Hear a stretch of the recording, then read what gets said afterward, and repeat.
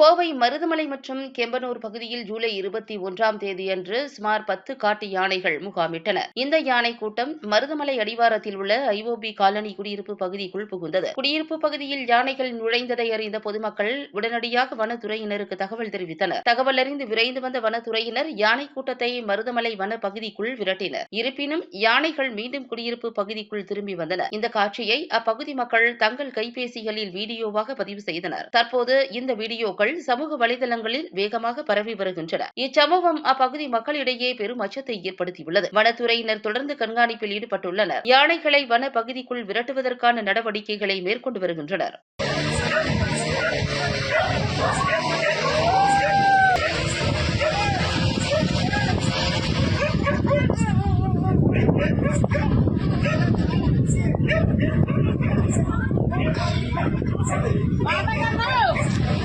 Oh, dad.